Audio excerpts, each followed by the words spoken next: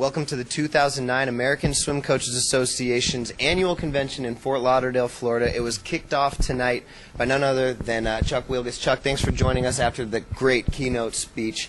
I guess my first question, when you're approaching a speech, you obviously want people to walk away with an idea or a couple ideas. But if you had to choose one of all of the topics that you covered, from the growth of club swimming to the push for Chicago to the future, what do you want the coaches to walk away from tonight thinking about?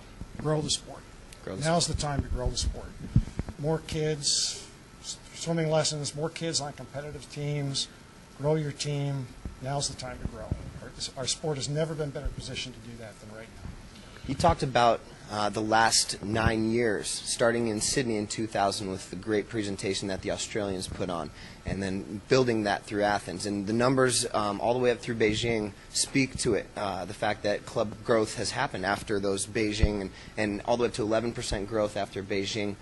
How much of that, if you had to break it down into percentage, has to do with Michael Phelps? I don't know if we can't be precise about it. But if you look at what's happened after the 2000 games, in 2001, membership jumped about 5%. After the 2004 games, 2005, membership jumped about 7%. So you might make the logical jump that after 2008 and 2009, membership might jump 9%. Well, it went up over 11%. So we'll give Michael 2+% of the increase. If we're looking at the sport's future, we have to account for that 2%, though, because it is such a phenomenal thing that we've been able to witness over the past 9 years. As we transition to start to think about life after Mr. Phelps, how do we keep that momentum going? One of the ideas I know you talked about was the bid for Chicago in 2016. Yeah, well, Chicago creates it's like maybe like rocket fuel for the sport, because it'll just keep us in the spotlight through 2016. We'll get more sponsors, more television, more media coverage. Our athletes are now starting to develop their personalities. It's happening with older athletes and more athletes who are being successful. I think that's a big part of it.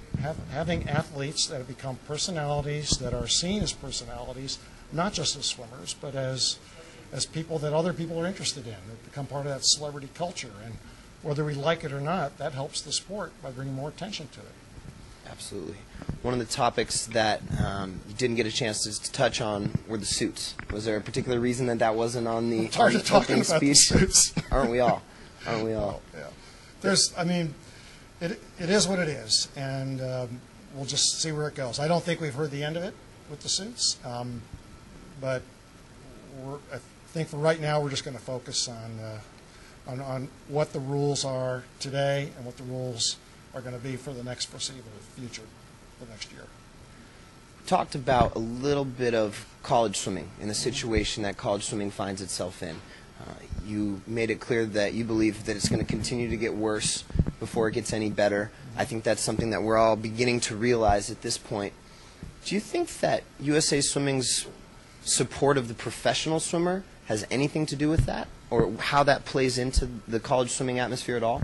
No, I think they're two unrelated things. I think that as money has come into the sport, it's allowed swimmers, after they get out of college, to continue their swimming career. And I think that's a good thing, but I don't think that does anything to hurt college swimming. I think the factors that are hurting college swimming are the economics of what's going on in Division I college sports today, and those economic realities are hurting Olympic sports. And I just think it's not just swimming, it's going to be other Olympic sports as well. There are very few athletic departments that finish in the black. They're losing money, and they're going to cut sports to make up that difference. Is there anything you see USA Swimming doing to make steps towards helping that situation? Well, a couple of things. We've been in a supportive role trying to help the NCAA look at other ways to present its national championships. And I know a lot of coaches don't like to hear this, but you look at a sport like lacrosse. It's one of the fastest growing, if not the fastest growing youth sport in the country. They've taken their NCAA championships and turned it into a destination event now, and it's getting a lot more attention. We seem to be satisfied with the status quo with our NCAA championships. I look at that and I say, well, you see what's happened with the Olympic trials, you see what's happening with the national championships. We can raise the profile, but Right now, that doesn't look like it's going to happen.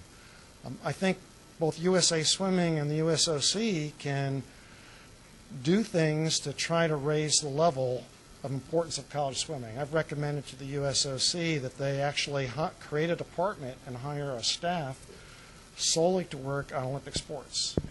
Have a staff of respected former athletic directors who can work with colleges to determine what Olympic sports are healthy, which ones are in danger, and try to help those sports that are in danger save themselves before they hit the chopping block. So I think there are a lot of things we can do, but even with all that, I still think we're fighting a battle of attrition, which is going to be difficult to change.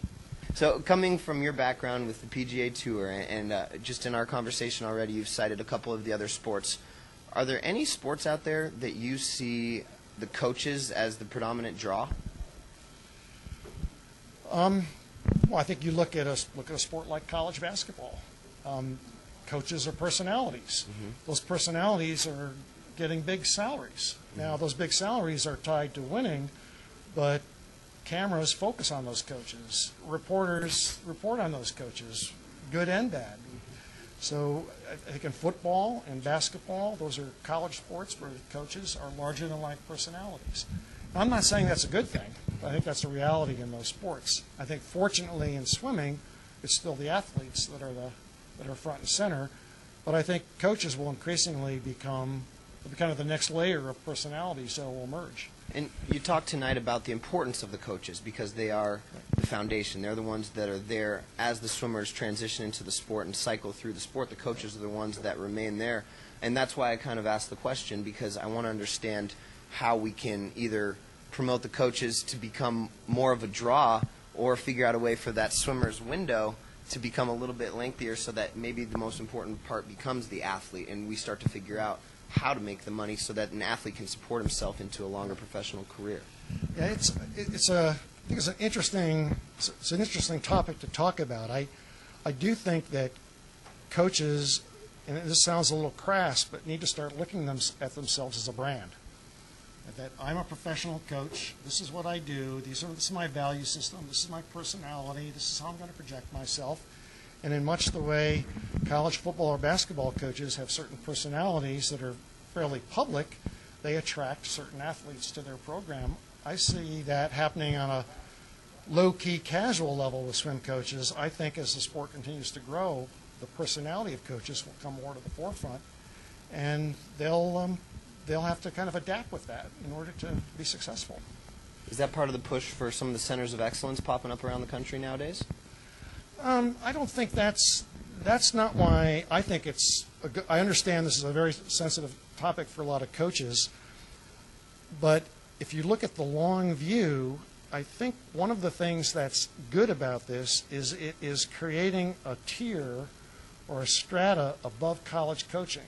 And I think many club coaches in the past looked at a progression. They went from being an age group coach to a senior coach to then becoming a college coach where they had a stable facility, a stable salary, health insurance, all those benefits. And I think now as athletes are staying in the sport longer, there's an opportunity for coaches to make a really good living as club coaches. And this is one of the reasons why I'm pushing coaches to think about having a program of swimming lessons, which is the bottom of your pyramid, generates revenue, builds your feeder system, gives you the opportunity then to focus on what a lot of coaches want to focus on, which is the top of the pyramid, but having a solid base to work from. Is that the European model that you talked about in your speech? So can you tell us a little bit more about how that model works and how you see us fitting into that one as well? Well, I think the European club programs that I'm most familiar with are basketball. And you'll see a lot of American players play as import players on European club teams that are allowed to have 2 import players on their senior team. And as part of their arrangement, many of these players go to Europe and they're given an apartment and they coach in the youth program within the club. And they might referee games in the junior cadet program in the club. And they might play recreationally with some of the masters players in the club, but what they're really there for is the player on the senior team. but they have all these other duties around the club, and the club becomes a lifestyle, much like a country club for golf or for tennis, where you've got from cradle to grave people participating in activity they love. We seem to be very single segmented in our club programs. It's all about the swim team. It's not about age group swimming, swimming lessons up through fitness swimming as well. So that's one of the things we're trying to get coaches to at least think about in growing their business. Chuck, thank you so much for taking the time. Okay. Again, great speech tonight. I really appreciate it. Well, thanks. You're kind to say. Thanks. Okay, thanks.